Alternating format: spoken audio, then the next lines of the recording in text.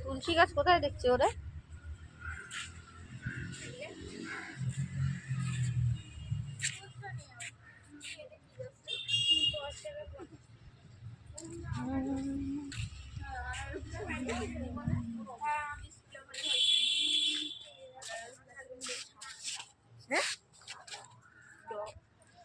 ঢপ